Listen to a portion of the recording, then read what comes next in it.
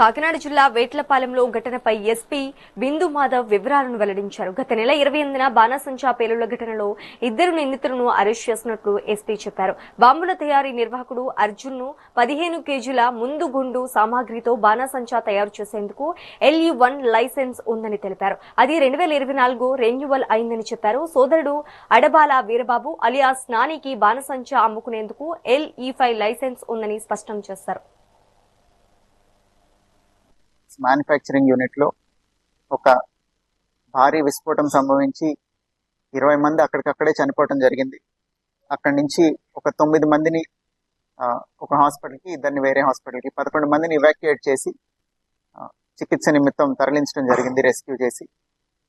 ఆ తర్వాత కంప్లైంట్ తీసుకొని FIR రిజిస్టర్ చేసి అక్కడ లైసెన్స్ ఎవరి పేరు మీద ఉందైతే అడబాల అర్జున్, అట్లానే అతని బ్రదర్ అడబాల వీరబాబు అలియాస్ నాని, వీళ్ళిద్దరి మీద, అట్లానే వాళ్ళ నాన్నగారి పేరు మీద అడబాల సత్యనారాయణ, వీళ్ళందరి పేరు మీద FIR రిజిస్టర్ చేయడం జరిగింది. అడబాల సత్యనారాయణ ఆయన అక్కడే చనిపోయారు.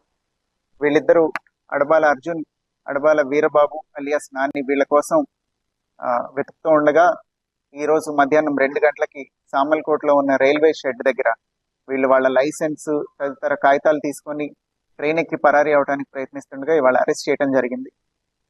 వాళ్ళిద్దరిని అరెస్ట్ చేసి ఇప్పుడు రిమాండ్ పెట్టి ఫర్దర్ ఇన్వెస్టిగేషన్ విల్ టేకప్. దీనిలో ఫస్ట్ ఎయిడ్ కోసం ఎవరైతే షిఫ్ట్ అయ్యారో, రెస్క్యూ చేసి హాస్పిటల్లో క్రిటికల్లీ ఇంజూర్డ్ ఎవరున్నారో వాళ్ళల్లో ఇంకా 8 మంది చనిపోవడం జరిగింది. పూర్తిగా మృతుల సంఖ్య 28కి పెరిగింది. మిగతా 3 ఉన్నారు. ఒకళ్ళు డిశ్చార్జ్ అయిపోయారు, 2 ఇంకా చికిత్స పొందుతున్నారు. సో ఈ కేసులో ఇప్పటిదాకా వచ్చిన ప్రాథమిక సమాచారం ప్రకారం వీళ్ళకి వ్యాలిడ్ లైసెన్స్ ఉంది. అడబాల అర్జున్ అనే అతనికి లైసెన్స్ ఉన్నా కూడా అతనికి LE1 లైసెన్స్ ఉంది, లైసెన్స్ ఫర్ ఎక్స్ప్లోజివ్స్ కేటగిరీ 1.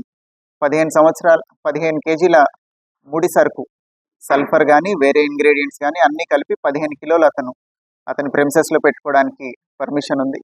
అట్లానే రెండో అతను తమ్ముడు ఎవరైతే ఉన్నారో అడబాల వీరబాబు అలియాస్ నాని, అతనికి LE5 లైసెన్స్ ఉంది. LE5 అంటే ఫినిష్డ్ ప్రోడక్ట్ అమ్మే లైసెన్స్ అనమాట. ఫైర్ క్రాకర్ తయారు చేసిన తర్వాత అది షాప్ పెట్టుకుని అమ్మే లైసెన్స్. అతనికి 500 కిలోలు వరకు ఫినిష్డ్ ప్రోడక్ట్ స్టోర్ చేసి అమ్మే లైసెన్స్ ఉంది. ఈ LE1 లైసెన్స్ ఏదైతే ఉందో అది 2026 సంవత్సరం మార్చి 31కి ఎక్స్పైర్ అవుతుంది. LE5 లైసెన్స్ 2027 సంవత్సరం దాకా ఉంది, వీరబాబు పేరు మీద ఉన్నది. వీళ్ళు ఇప్పుడు ఈ లైసెన్స్ ఎండ్ అయిపోతుందని ఎక్కువ రా మెటీరియల్ తెచ్చుకొని, అతని తమ్ముడికే LE5 లైసెన్స్ ఉంది కాబట్టి ఫినిష్డ్ ప్రోడక్ట్ అక్కడ పెట్టేసుకుంటే తర్వాత అమ్మి ఎక్కువ మొత్తంలో డబ్బు సంపాదించవచ్చని, దాంతోపాటుగా జగ్గంపేట మండలం మల్లిసాలలో సింగారమ్మ తల్లి జాతర ఒకటి 3వ తారీఖున జరగాల్సింది.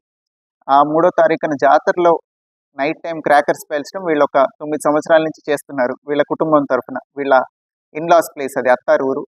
సో అక్కడ night time fire crackers display పెట్టడం కోసం ఈ 2 కారణాల నిమిత్తం ఎక్కువ మోతాదులో తెచ్చుకొని ఉంటారు, పర్మిసిబుల్ లిమిట్ కన్నా, ఈ రా మెటీరియల్స్ అనేది ప్రాథమిక సమాచారం.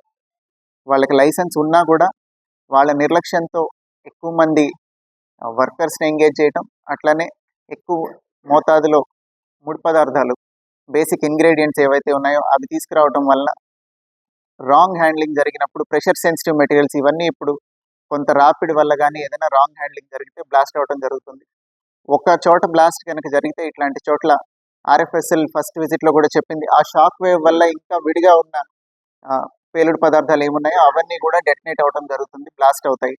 సో అట్లా జరిగి ఉంటుందని ప్రాథమిక సమాచారం. వీళ్ళిద్దరిని అరెస్ట్ చేసి రిమాండ్ పెట్టిన తర్వాత పోలీస్ కస్టడీకి కూడా తీసుకోవడం జరుగుతుంది. వీళ్ళిద్దరూ అట్లనే వీళ్ళ కుటుంబ సభ్యుల పేర్ల మీద ఉన్న ఒక 11 బ్యాంక్ అకౌంట్లు కూడా ఫ్రీజ్ చేయడం జరిగింది.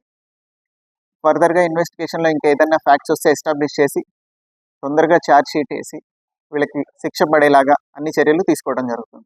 RFSLకి పంపించామండి, అది ఇంకా రిట్రీవ్ అయితే వాళ్ళు కాపీ పంపిస్తారు. లేరు కదండి, వాళ్ళు పారిపోయారు, ఇంటి దగ్గర ఎవరో చేశారు. దీనిలో I want to take this opportunity, ఒక